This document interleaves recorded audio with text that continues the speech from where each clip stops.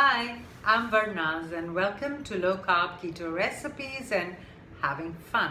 Have you been missing tomato ketchup, tomato sauce as they call it in certain countries? Well, you won't need to anymore because here is Varnaz's tomato ketchup. So when you have something like a sausage roll and you want some tomato ketchup, well, here it is. So we're standing in my kitchen. So let's get cooking.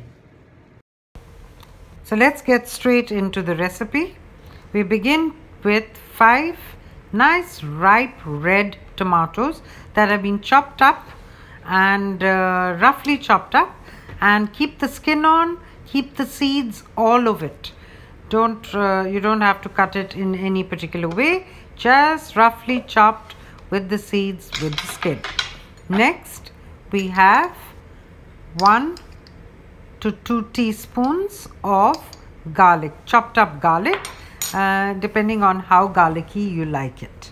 We're going to give this a blitz. I'm using the NutriBullet. You can even do it in the blender. Now we take a pan over the heat, and the mixture that we just made in the blender, that goes into the pan. You put this on medium to high heat, your stove top, more on the higher side, and then we'll put in our rest of our ingredients. In goes the soya sauce, in that goes.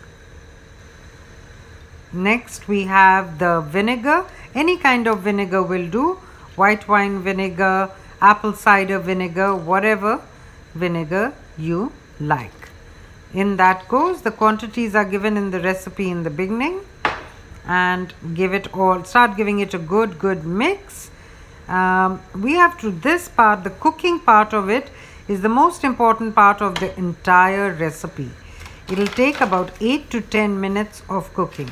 Now goes in the sweetener. You can put a little less or a little more of the sweetener by tasting it in the middle after it's cooked a bit. If you feel it requires a bit more of a sweetener, add some more. This is a very versatile recipe. You can keep adding, subtracting by tasting. Okay, as we're doing this, it's still cooking. I'm adding a dash of cayenne pepper now. In that goes.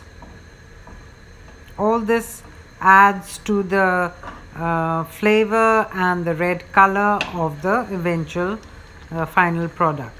Now I'm putting in tomato puree. I've put in 1 tablespoon of a tomato puree.